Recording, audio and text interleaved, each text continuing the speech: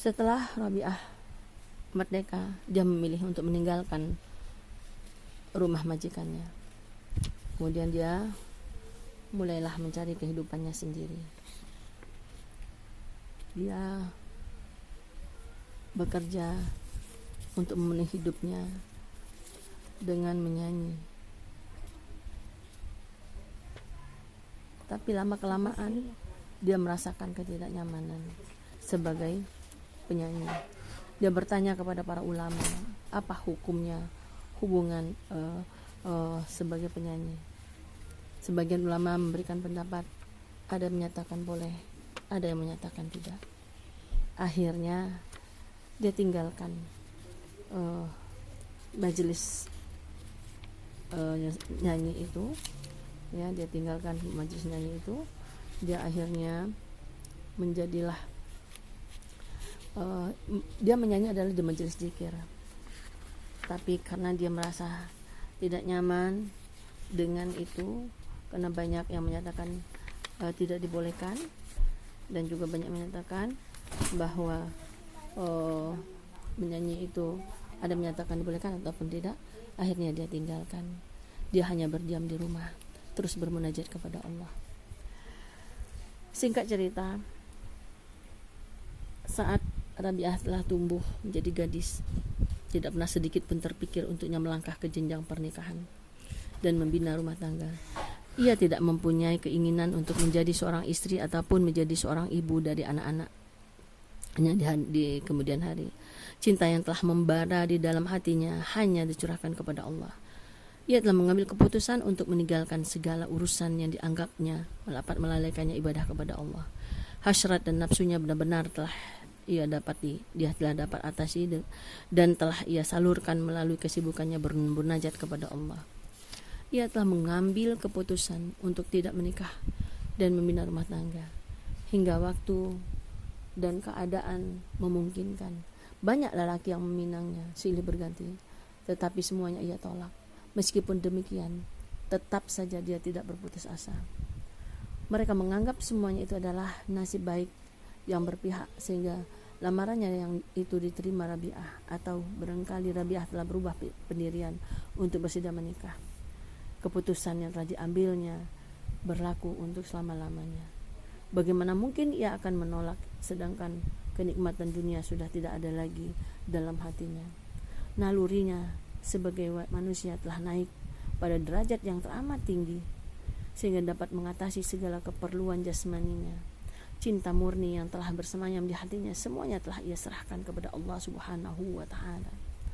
Bagaimana mungkin ia mampu menjadi seorang istri yang mendampingi suami di ranjang, sedangkan waktu malamnya ia habiskan untuk melaksanakan sholat dan pada waktu siangnya untuk berpuasa? Bukankah sikapnya akan berubah apabila ia menikah? Dari bebas melakukan ibadah berubah menjadi tidak bebas untuk beribadah. Rabi'ah adalah sosok wanita suci, seorang gadis yang tidak pernah disentuh oleh laki-laki, tangan-tangan jahil dan dosa. Ia adalah wanita yang sangat berbeda dari kebanyakan wanita lainnya di kota Basrah. Apapun yang didapat Rabi'ah apabila ia telah berumah tangga, bukankah telah sekian lama ia berdampingan dengan hidayah Allah? Bukankah ia telah cukup lama bersanding dengan ilham? Masihkah Rabi'ah membutuhkan kehadiran seorang suami? Sedangkan ketakwaan dan kesucian yang ia miliki telah mampu mengantarnya sebagai pribadi yang disanjung dan dibanggakan oleh para malaikat. Bahkan para malaikat lebih mencintai Rabi'ah daripada cinta seorang pemuda datang kepada Rabi'ah untuk meminangnya. Penolakan Rabi'ah untuk menikah merupakan sikap yang belum pernah terjadi di kalangan para wanita. Meskipun penduduk Basrah telah mengetahui bahwa Rabi'ah adalah seorang wanita yang hidup dalam keadaan zuhud, ahli ibadah, dan sama sekali tidak mementingkan urusan dunia, mereka justru sangat ingin menyunting Rabi'ah.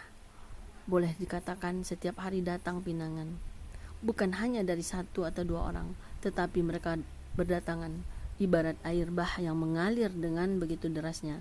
Namun Rabi'ah tetap berpegang teguh pada prinsipnya. Dia tidak akan pernah pinangan itu ditolaknya. Pinangan itu tidak pernah diterima oleh Rabi'ah.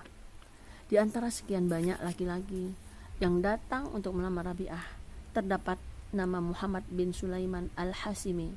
Ia adalah seorang raja Basrah, tetapi ia pun mengalami nasib yang sama dengan laki-laki yang pernah melamarnya, ditolak. Keputusan Rabi'ah inilah yang kemudian membuat kagum seluruh penduduk Basrah. Mereka kagum terhadap prinsip yang ia pegang dengan kuat. Rabi'ah tetap bergeming meskipun di depannya ditawarkan kedudukan, status sosial yang tinggi, dan banyak harta yang melimpah. Gadis mana yang sanggup untuk menolak pinangan itu? Seandainya saja ia menerima lamaran Raja Basrah dan ia menjadi seorang permaisuri, tentu hidupnya akan lebih berkecukupan. Akan tetapi Rabi'ah telah menolak lamaran sang raja. Ia sama sekali tidak terpesona oleh keduniawian. Di dalam hatinya sama sekali tidak terlintas keinginan untuk menjadi seorang permaisuri. Ia tidak ingin menjadikan seorang istri dari pembesar manapun. Mengapa ia mengambil keputusan itu? Karena Rabi'ah telah memiliki mahkota yang berupa kejuhutannya. Ia telah mempunyai singgasana yang ia bangun dalam sifat warai. Sedangkan kemewahan dunia, apapun nama dan wujudnya, telah lama ia injak di bawah telapak kakinya. Sedikit pun ia tidak akan pernah terpengaruh oleh perkara-perkara yang dapat menggoyahkan imannya, karena cintanya kepada Allah Subhanahu wa Ta'ala telah mampu mengatasi semua keinginan yang terpendam di dalam hatinya. Cintanya kepada Allah itulah yang senantiasa membuat dirinya mempunyai kesibukan sepanjang waktu, siang dan malam. Apabila kita merenungkan sejenak doa yang dipanjatkan oleh Rabi'ah, kita tentu akan dapat menyelami perasaannya. Ya Allah, aku berlindung kepadamu dari segala perkara yang menyibukkan aku dari menyembahmu, dan aku berlindung dari segala penghalang yang dapat merenggangkan hubunganku denganmu. Apakah yang dapat diharapkan Rabi'ah dari seorang raja? Kekayaan, kemewahan, pelayan, dan sanjungan dari sesama manusia? Sesungguhnya keadaan dan derajat Rabi'ah jauh lebih mulia. Satu hal yang perlu dicatat, Rabi'ah tidak mempunyai harta sedikit pun yang dapat mengundang para lelaki untuk menikahinya. Ia tidak pernah memperlihatkan bentuk tubuh ataupun kecantikan wajahnya kepada siapapun. Jadi, faktor kedua tidak dapat dianggap sebagai sesuatu yang dapat menarik perhatian raja untuk meminangnya. Rabi'ah adalah seorang wanita yang hidup dalam keadaan juhud dan sama sekali tidak pernah menunjukkan kecantikan dan keindahan tubuhnya. Namun Rabi'ah berhasil melalui cobaan yang besar. Ia benar-benar telah mencapai keistimewaan dan keluhuran budi seperti yang sangat mulia.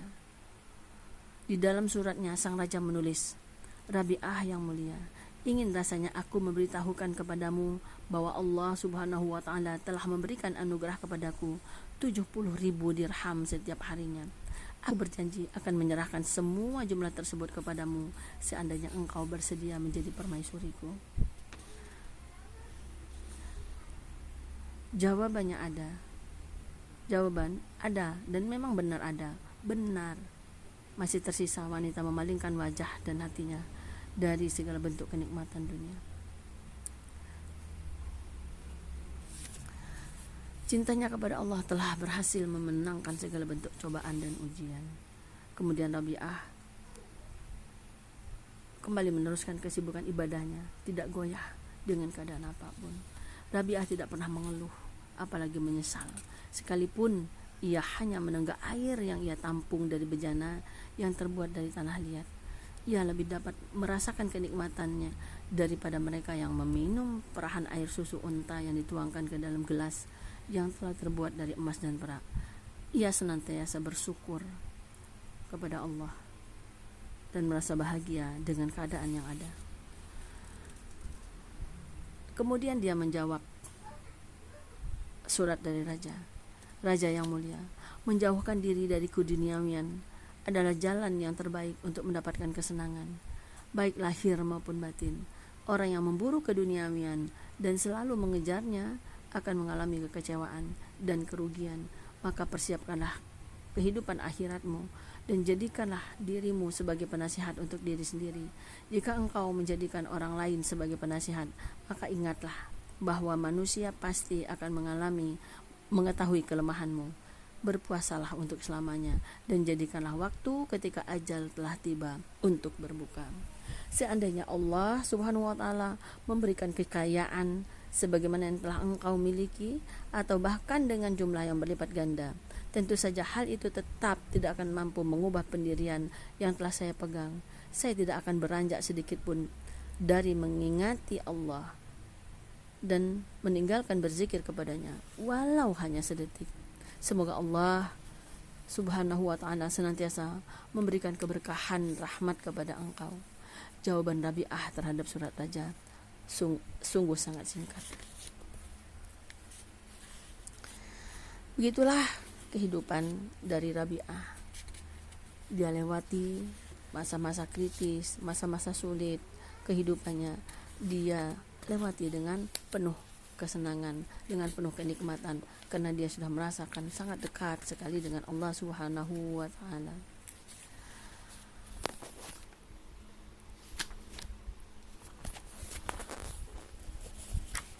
Banyak lagi Rabi'ah menolak pinangan-pinangan para ulama lainnya. Tetap dia tidak akan pernah mau menerima pinangan-pinangan tersebut. Doa-doa yang pernah dipanjatkan oleh Rabi'ah al-Adawiyah. Tuhanku, tenggelamkan aku dalam samudra cintamu, hingga tidak ada sesuatu pun yang menggangguku dalam jumpamu.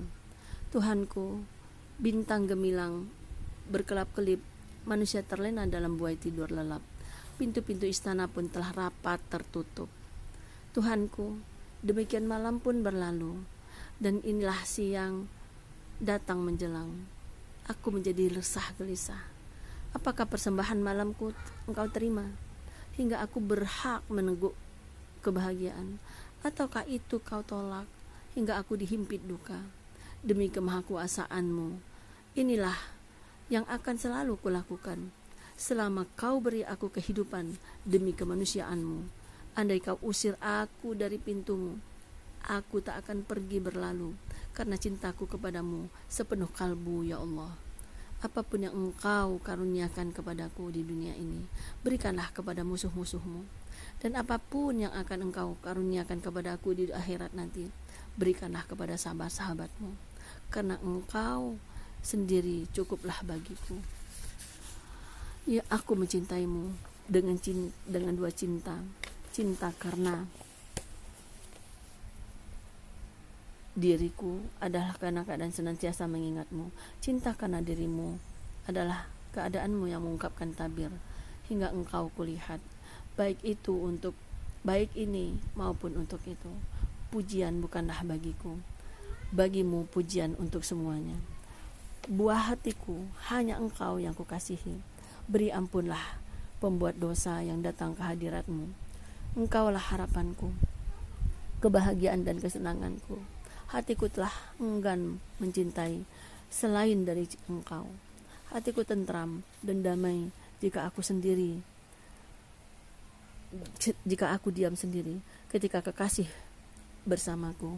Cintanya kepadaku tak pernah berbagi, dan dengan benda yang fana selalu mengujiku. Kapan dapat kurenungi keindahannya? Dia akan menjadi mihrabku, dan rahasianya menjadi kiblatku.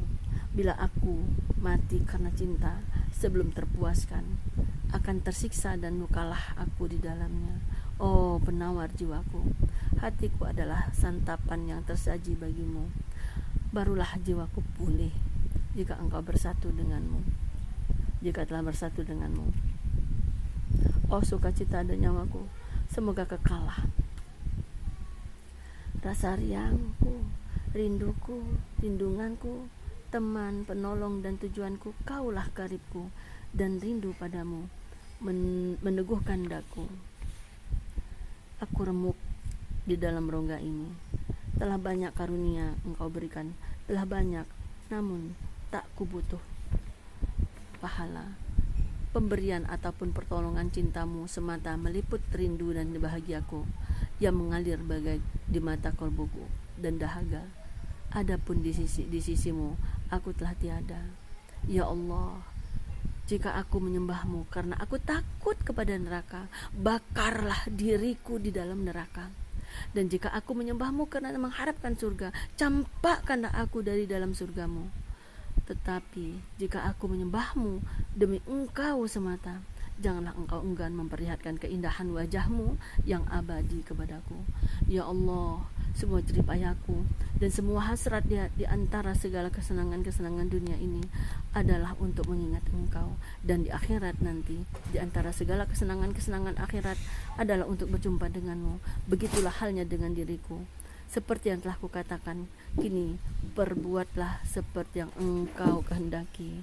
Demikianlah bunda-bunda semua, akhir daripada cinta, daripada kisah Robiah Al-Adawiyah. Inilah yang harus kita tiru, harus kita ikuti. Begitu dia menjadi perempuan yang zuhud karena saking cintanya kepada Allah Subhanahu wa taala. Demikianlah, saya mohon maaf atas segala kekurangan-kekurangan saya. Saya tempatnya salah, kesempurnaan hanya milik Allah. Saya akhiri kajian kita pada hari ini dengan doa kifaratul majlis. Subhanakallahumma wa bihamdika asyhadu an la ilaha illa anta astaghfiruka wa atubu ilaik. Usikum binafsi wa bitaqwallah. Wassalamualaikum.